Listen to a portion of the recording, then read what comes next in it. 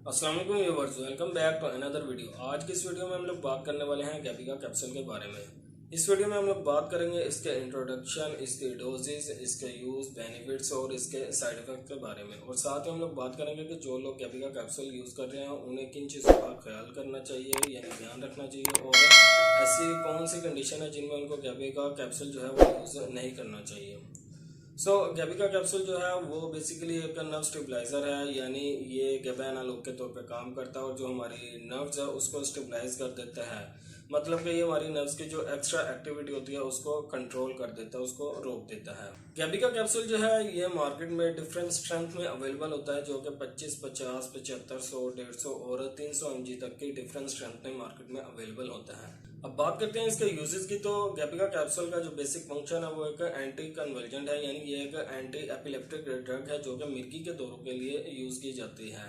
यानी इसके इस्तेमाल से जो हमें फिट्स आते हैं वो कंट्रोल हो जाते हैं, क्योंकि गैविका कैप्सूल जो है वो नर्व इम्पल्स को कंट्रोल कर लेता है। इसलिए डॉक्टर जो है वो इसको डिफरेंट कंडीशन में यूज करवाते हैं, जैसे कि इसको एपिलेप्सी में यूज करवाया जाता है, फाइब्रोमियल्जिया में यूज करवाया जाता है।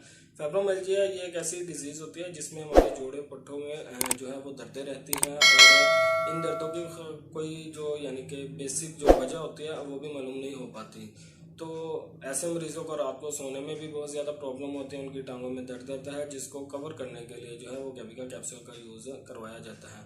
इसके अलावा इसको टिंगलिंग की सिचुएशन में और प्रेस्थेसिया जैसी कंडीशन में भी यूज़ करवाया जाता है। साथ ही जो डायबिटिक पेशेंट होते हैं उनमें उनके जो नर्व्स होते हैं वो वीक हो जाती है, जिसकी वजह से उनमें न्यूरोपैथिक पेन्स जो है वो रहने लगते हैं, जिसको कंट्रोल करने के लिए, कम करने के लिए भी गैविका कैप्सूल का यूज़ करवाया जाता है। इसके अलावा ये सीजर्स को कंट्रोल करने के लिए यूज़ करवाया जाता है, और वो लोग जो किसी भी नशावर चीज़ का यूज़ करते हैं और उसकी एडिक्शन की जो सिम्टम्स होते हैं वो उनकी बॉडी में बाकी रहते हैं, लाइक अफीम वगैरह का यूज़ करते हैं, तो उन चीज़ों को कवर करने के लिए भी, यानी उनकी जो रिप्लेसमेंट के तौर पे भी जो है वो गैविका कैप्सूल यूज़ करवाया जाता है। इसके अलावा गैविका कैप्सूल जो है वो रेस्टलेस लेग सिंड्रोम में यूज़ करवाया जाता है, यानी जिन लोगों को रात को सोते वक्त उनकी टांगों में दर्दें रहती है, अटकर रहती है, उनमें गैविका कैप्सूल का यूज़ करवाया जाता है।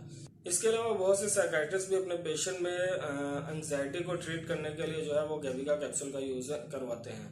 अब हम बात करते हैं इसके डोज की। तो माइल्ड सिचुएशन में गैविका कैप्सूल की 25 से 50 mg की डोज जो होती है वो एक कैप्सूल रात को सोते वक्त यूज़ करवाई जाती है, क्योंकि इसके इस्तेमाल से अमूमन नींद बहुत ज़्यादा आती है, इसलिए इसको रात के वक्त ही यूज़ करवाया जाता है। इसके अलावा कुछ ऐसी कंडीशन है जिसमें आपको गैविका कैप्सूल जो है वो यूज़ नहीं करना चाहिए, जैसे कि अगर आप बेंजोडाइजिपाइन और लिस्टेटाइम मेडिसिन यूज़ कर रहे हैं, या फिर मेटोक्लोप्रामाइड, सिनोप्रिल या एनालेप्रिल जैसी कोई भी मेडिसिन इस्तेमाल कर रहे हैं, तो इसके साथ जो है वो गैविका कैप्सूल इंटरेक्शन कर जाता है, या फिर इनमें से कुछ की अफादियत को जो है वो कम कर देता है।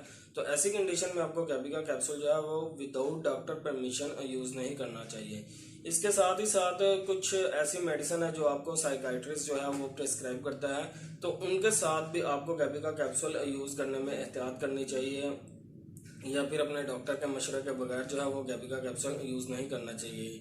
इनमें जो है वो बेंजोडाइजिपाइन, अल्प्राजोलम, क्लोनाजिपाइन और इस तरह की जो दूसरी मेडिसिन है वो शामिल है, यानी कि इन जैसी मेडिसिन के साथ जो है वो आपको गैविका कैप्सूल विदाउट डॉक्टर परमिशन हरगिज़ यूज़ नहीं करना, क्योंकि इनके साथ गैविका कैप्सूल यूज़ करने से इनकी जो अफादियत है, यानी कि जो इनमें ऑलरेडी नींद आने का अमल होता है उसमें जो है वो बरतरी हो जाती है, वो बहुत ज़्यादा इंक्रीज हो जाता है। तो ऐसी कंडीशन में आपको गैविका कैप्सूल जो है वो अपने डॉक्टर के अकॉर्डिंग ही यूज़ करना चाहिए।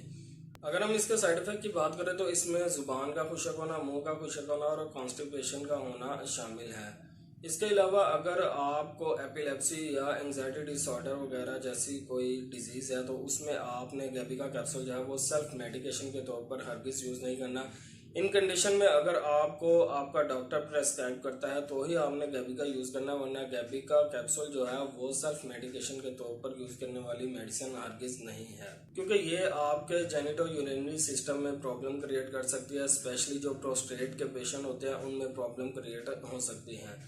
इसके अलावा प्रेगनेंसी के दौरान और ब्रेस्ट फीडिंग के दौरान भी गैविका कैप्सूल जो है वो यूज़ नहीं करना चाहिए, क्योंकि ये कॉन्ट्राइंडिकेटेड मेडिसिन होती है।